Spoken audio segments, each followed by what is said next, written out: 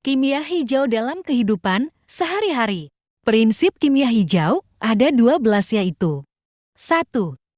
Mencegah limbah. Seperti pepatah mencegah lebih baik daripada mengobati, prinsip ini menekankan perencanaan yang matang guna mencegah terbentuknya limbah beracun. Sebelum mulai produksi, pencegahan terbentuknya limbah beracun akan lebih baik daripada menangani dan membersihkannya. 2. Memaksimalkan nilai ekonomi suatu atom.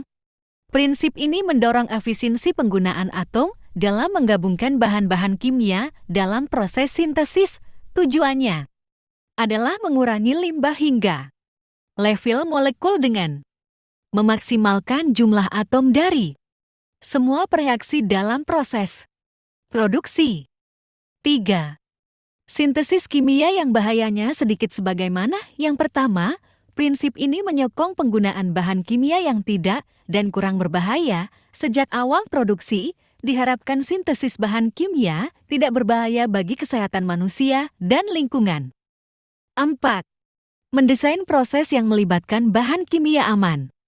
Tidak semua bahan kimia aman bisa digunakan untuk berbagai produk dan tujuannya. Oleh karena itu, jika suatu produk memang perlu menggunakan bahan yang memiliki sifat beracun, diharapkan bisa dikurangi selagi tetap menjaga keefisienannya. 5. Menggunakan pelarut dan kondisi reaksi yang lebih aman.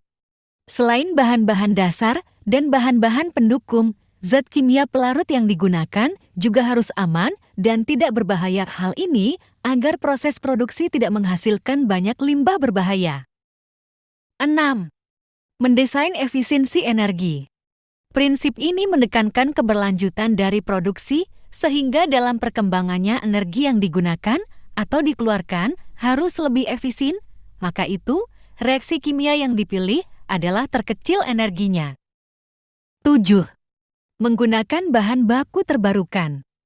Prinsip ini menekankan penggunaan bahan dasar yang sifatnya tidak susah diproduksi dan dicari atau langka. Prinsip ini juga mengedepankan pemakaian bahan produksi yang dapat diperbarui supaya meminimalisir risiko kerusakan lingkungan. 8. Mengurangi bahan turunan kimia. Prinsip ini berkaitan lagi dengan efisiensi penggunaan energi, bahan dasar, maupun bahan-bahan kimi pendukung dalam produksi. Tujuannya mencegah limbah berlebih dan berbahaya. 9. Menggunakan katalis untuk efektivitas.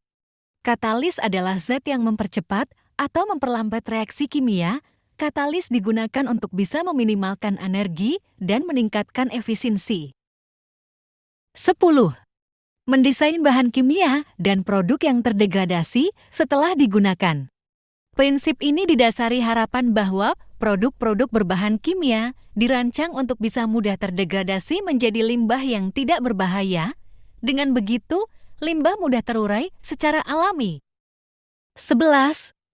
Menganalisis secara langsung untuk mencegah polusi.